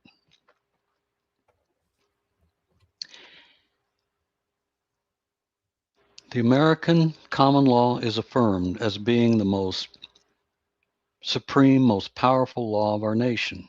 And that is affirmed in Title 42 of the USA Codes, Section 1988. Don't take my word for it. Look it up. In essence, that section says, the common law shall dictate the courts in any issue at which civil rights are at stake. The common law will prevail over the courts, in other words. They can fly all those gold fringe flags of treason and war all they want to, but that particular law says they have to bend the knee to the common law. That includes the disposition of punishment in the punishment phase. So a common law practitioner can go in and demand that they hang by the necks until they're dead if they want to. If you can garner enough support to take them guys out, that's the ultimate, disposition of punishment. Yes. For usurping their authority, trampling people's rights, trampling on the American flag. That is a silver bullet that I discovered, folks. That is your ticket out. It's your ticket to freedom. It's the one thing that Big Brother cannot fight against. It's the silver crucifix, the silver bullet. It's the wooden stake right through Big Brother's heart. Did I say that? I just said that. And it's the truth. They're Take it not from me. invincible. They're not Been there, invincible. done that, I can tell you. And there you have it. There's your hope. There's your power. Get up off your knees, people. Time Stand to take up a on your stand. feet. Hold Yep. your heads up. Absolutely. Do something. See Do something. something, say something, do something. Exactly, Will. Well said. Perfecto. We can't You just got sit it. here like this anymore. Will, have you ever thought about, and I know this is like probably a little off topic, but you bring, I mean, our topics all together. Is there, because I know I'm really worried about our brothers and sisters down there in Australia, especially them taking some of this on. I have been a part of groups like this for about 10 years now, and I didn't see coming what I did. So I'm just wondering if there's any, like, I mean, do you think it'd be worth putting something together to kind of, I don't feel like we're even separated by like, continent anymore. Like they're or by country, or I mean, it's going to take all of us, because this regime is flowing every which direction. It's in this country, we have a standard. We do have all of these things, and they should never have told us it if it was not true. They should not have told us it if it was not true. So if we didn't have fairness in all of this stuff, and even in communism, I mean, you look and they've tried to change the definitions of everything, big C, little c, Karl Marx and Frederick Engels, to like this utopia that doesn't exist. But it's all in the perception. It's smoke and mirrors. How do you feel about putting something together so we can give this knowledge so people can continue to fight this? I'd be willing to entertain the notion. Right now, I'm old, I'm tired, I'm fed up, and I'm tired of the bull. Yeah. I just want to have a beautiful life. And you deserve that too. With my gal, and a better reward for a life of whatever this is, I could not ask for. I know, without even asking, and we've never had this conversation, I know you've paid the fullest extent of the law that you did not break. So I get that. I know that. Yeah. And it is hard to even stay. And if you're in a place of peace, the last thing I want to do is keep you out of it. Because I'll consider maybe advising or helping with a project in some way. I'm not opposed to it. Let me think about it for a little while, okay? Sure. I think my opinion is, the folks down under need help in the worst way possible, but it's got to come ultimately from within. We can suggest, we can provide ideas and concepts, but the old advertisement about, it's been so long ago, it was a tire commercial about the proof was where the rubber meets the road. They have to pull themselves up by the bootstraps. Somebody has to come up with a coordinated effort, a grassroots effort, one by one by one, without fear, without sacrificing the soul, to rise up and shake off the shackles, because frankly, under this uniform commercial code, which governs every nation on earth now, it literally does. That universal commercial code represents the chains that keep everyday people chained up to the globalist plantation that they've created. Yes. To rape nations and people of their freedoms, and most importantly to them, their wealth, money. Oh yeah. And so true. The only way is to do what ancestors here did. the founders of our nation, the signatories of the Constitution and the Declaration of Independence, and that's America's birth certificate right there. Sure is. That declaration says when a government gets too big for its britches and no longer is responsive to the needs of its people, change it or abolish it. Now take that any way you want. This But is exactly what they say. Why and we have our Second Amendment rights. Yep. exactly, and every single signatory on both of those documents pledged their allegiance to one another. They pledge their lives, their homes, their fortunes, their freedoms to take on King George's tax collectors and the enforcement arm of the British military, Army, and Navy. It's going to take that kind of commitment, real life commitment. And I'm not talking, well, we'll pretend we'll say a pledge to each other and, go back home and guzzle some beer. It's going to take real live commitment. That's what Everything it takes. about your life is going to change. You need to be ready for it. Yes. Exactly. The fact is, the indisputable fact is, no government anywhere on this planet will give you freedom. If you want freedom, you really want it, you must go and take it. Yes. Period. You're not going to go and say, hey, can I please have this? And, oh, well, no. Freedom is not free. If you want it, you need to go and get it. And that comes with a price. Definitely. You are so hip. You got it right. Now, at least I feel like I just got something right for my whole entire existence. If you gave me the thank you, I will take that and I will run with it. I appreciate that. Please do. This world has got, may I use a bad word? Oh yeah, go ahead. Free speech. Yes. We're supposedly all adults. This world has gone batshit crazy. Yes, it has. Yes, it has. Oh, and we need good folks like you out there to carry on and to encourage and inspire others. We do. You go do what you do best now, Coley. Be blessed. You are. Oh, thank you so much. That's made me tear up. Well, I will be in touch soon. Oh, you do that. I hope you will. You know where I hang out. You know where to find me. Yes. And I just wanted to tell you really quick, the chat is really cheering you on. That you will love the comments that when you go back, if you go back and see this, they're absolutely 1000% cheering you on. And this is stuff that so many people needed to hear.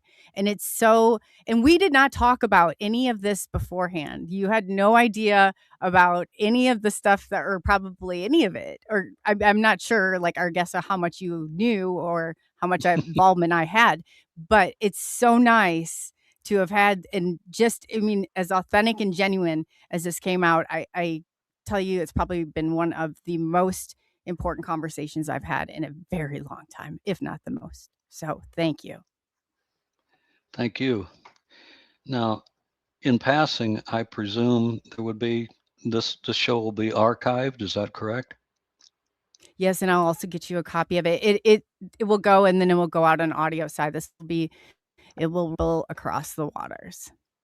Would you kindly forward me that by some means? Absolutely. I would love to save this as a wonderful memento. This is another mile marker in my life, and I appreciate it. I will value it and treasure it forever and ever and ever.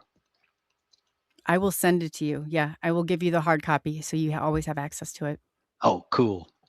Yeah, absolutely. Now we're talking. So now you have your own copy of the Dreamland Files.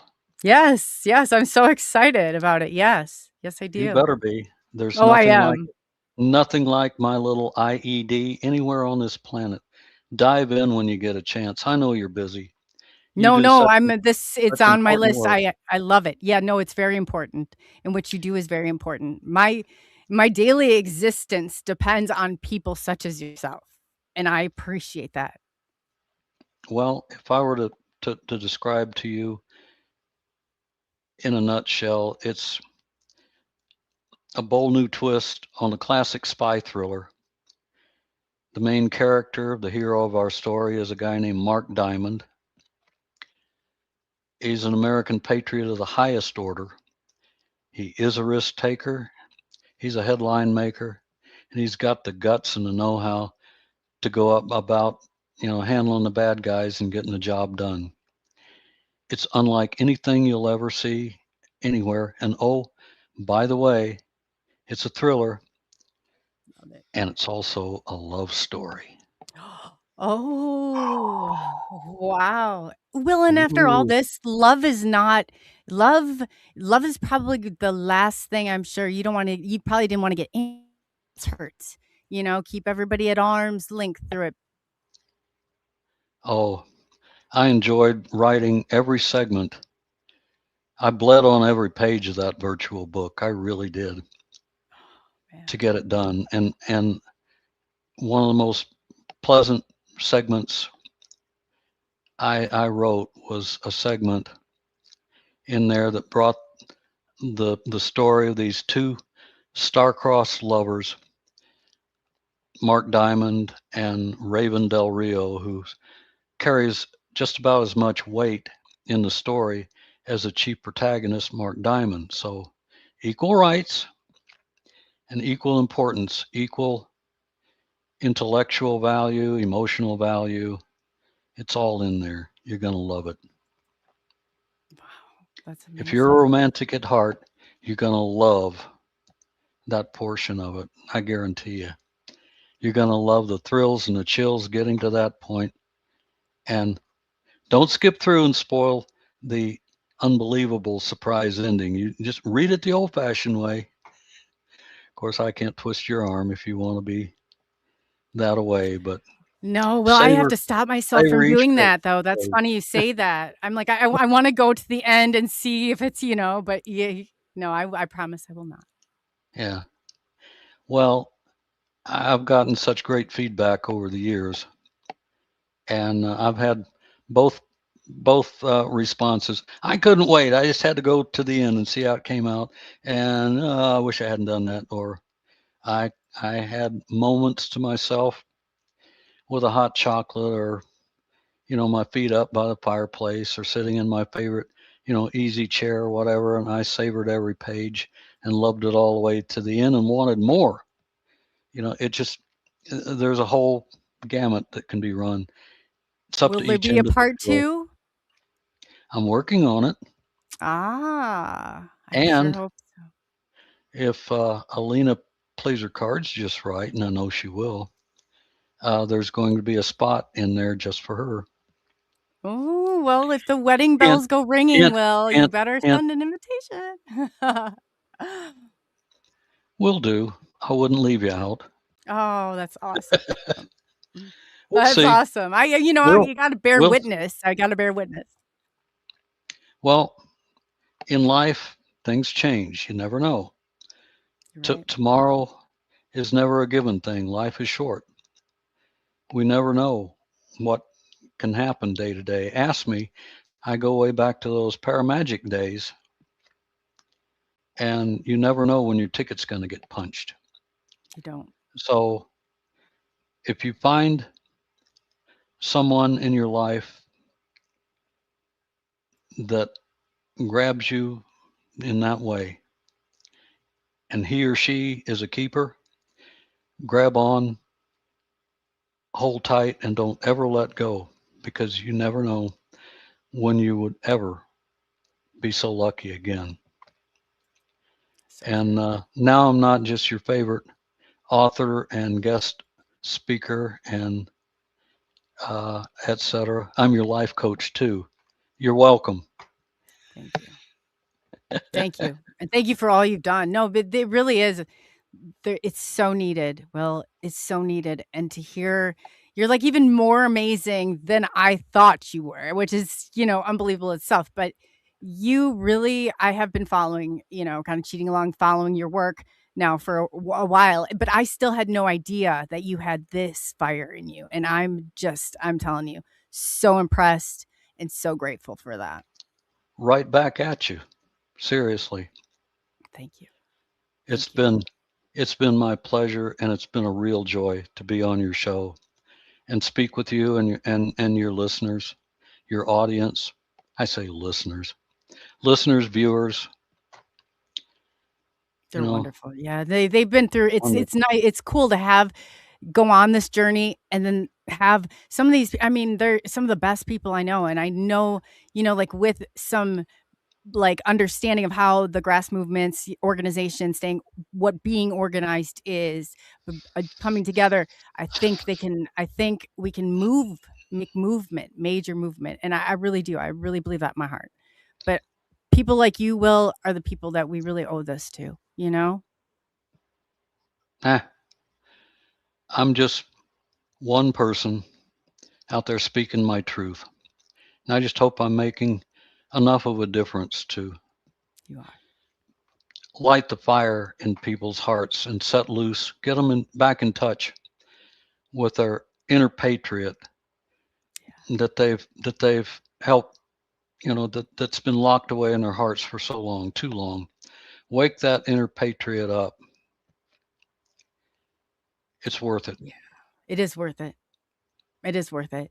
As many repercussions that come from it, I can honestly say that there is your life, the meaning that it has and the power that it has, you feel that. You feel that. And that's something that they can never take away. Yep. Like ripples in a pond. It starts, with the one pebble going in, and the ripple effect goes outward in all directions. So true. That's I think key right there. Absolutely. Well, I want to thank you on behalf of everyone, and I know that you've probably already done this, but in closing, I always ask guests, and especially one as yourself, what would you like to leave the audience with? What would be, I guess this is your opportunity to, really address them, and what would you like to leave them with?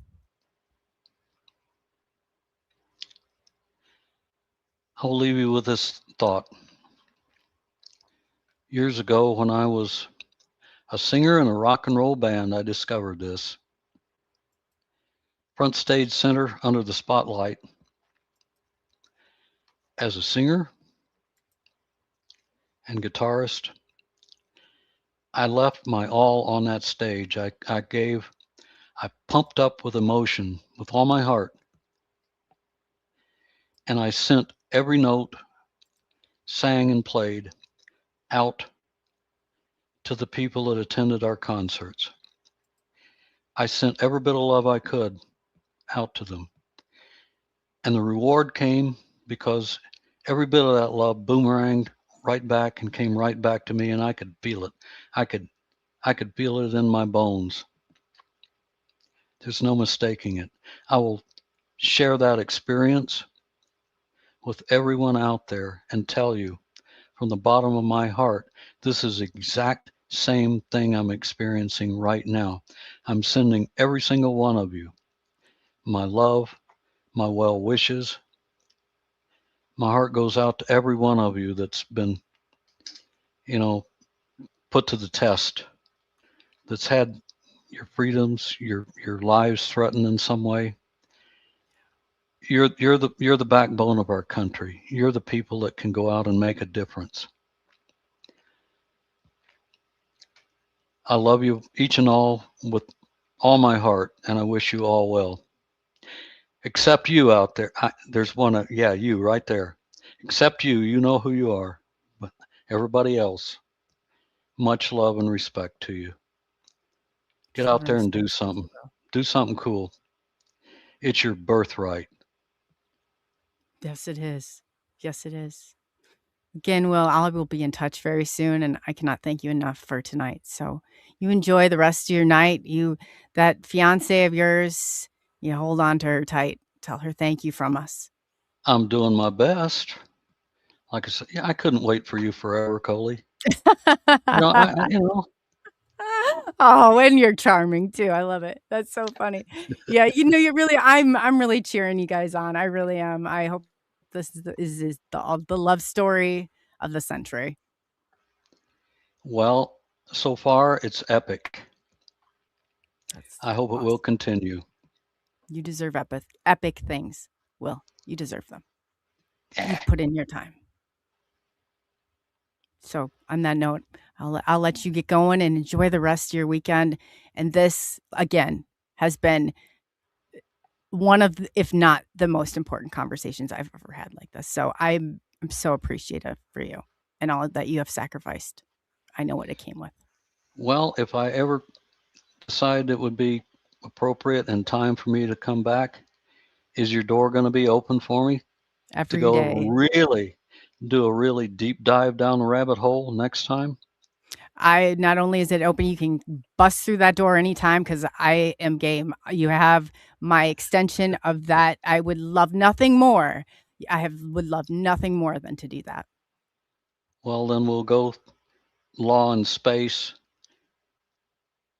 201 next time, if it's to be. Fair If it's enough? to be. Fair enough. Fair enough. And thank you again, Will. And we'll be seeing you soon. Thank you. So everybody who's been watching, that was amazing. It was amazing that, to see, I just also wanted to say to like Spiritual Ascension and Benno and you guys that are facing this down, you don't have to do it alone. Please don't do it alone. There's a lot that comes with this in organizing and staying organized and keeping yourself safe. Okay. So please, by all means, like reach out. I would love nothing more than to give you, at least help you structure some of this. I'm with you guys. I am with you.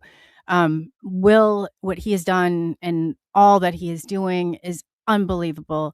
And it was so, just to see somebody, and I guess it's, it really was just amazing for me. It was so touching and warming that he actually is having a life he can live right now. And if you've ever been here and you've been fighting the system so hardly, your life will become a prison at points. It really will. And the things that they will say about you and do to you are endless. I'm trying not to get too emotional. Will just really, he hit that, that soft spot like in me, but it's worth it. It's worth it not only for you, but for your children and for your grandchildren and those to come. So if we're really going to make a change and do something, I'm telling you, do it together and stay safe together because these people are not playing. This is not something that, is made up or a game. This is real and it is scary, but it is something so necessary. I believe in from the bottom of my heart. So again, I want to tell each and every one of you that I love you all. I do. I love very, very much. Without you and your support, none of this would be possible. And I want to thank you. I want to thank you for showing up. I want to thank you for being there because there's been days where I've just like, man, this is so much to deal with and digest, but you're always there. And I can't thank you enough. We have some exciting stuff coming and, everything, but I'm going to hold that off and wait till next show. But yeah, thank you to each and every one of you. And like Will said, if you see something, you say something and you do something. It's not sitting down, it's standing up. When you take that step up and you show and you lead by example, not just say by words, but you walk that talk, it makes all the difference in the world. The more that do set those ripples off, and that is where change really happens. It's not going to be met with, your community cheering you on. It's going to be met with adversity. Know that it is appreciated in so many places. They were not meant for that, unfortunately. but you are.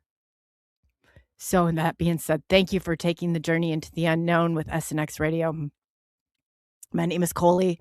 And absolutely, again, here real quickly, if you follow Will's, definitely follow Will's work, reach out to Will. Will, I mean, just, I can't even imagine he's probably been without these words of encouragement and support. And I'm just so glad and so thankful to have connected with him today and to the rest of you. So you guys are just amazing in everything that you do. WillChampion.com. Definitely check it out. TheDreamlandFiles.com. I mean, it's all there. You can find them on Facebook, on X, and the more that, and the more I can, I'll get that out there for you guys also. So my heart's going out to you guys, to our Thunders Down Under. You guys are probably, I'm not joking, that you are so strong and so powerful, and you have, just unite together and just, I'll help you however I can. Really, we love and care about you. So with that being said, everybody stay safe this weekend. Stay safe. Be good to one another. Stay warm. I know it's freezing cold. We're going down to -17, but yeah, it's going to be a brutal one. Be good to one another.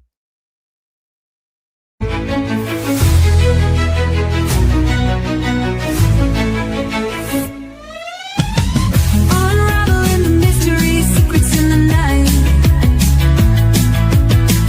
We travel through the cosmos, ready for the flight.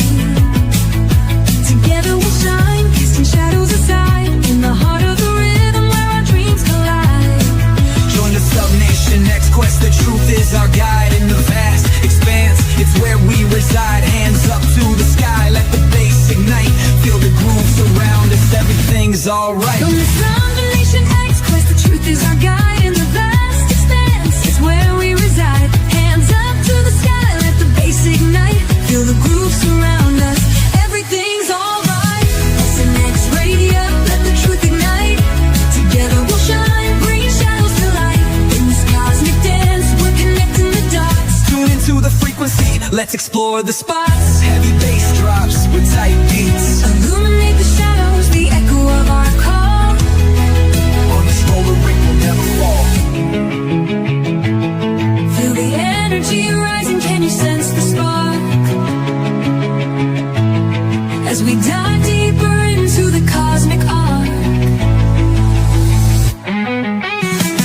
Stories of the universe, mysteries unfold. In the heart of SNX, where the truth is gold. Every note we play, every line we write, crafting our legacy, shining ever bright.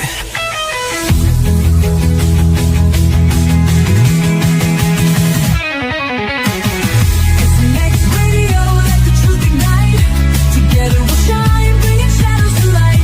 In this cosmic dance, we're connecting the dots. Tune into the frequency, let's explore the spots. Here in the spotlight, we're taking our turn. With the fire in our hearts, let the passion burn. SNX Radio's call, ringing through the air. Together we rise, together we dare. So join us now, let the rhythm flow. With SNX Radio, we're ready to go. Unraveling the mystery side by side, we stand hand in hand.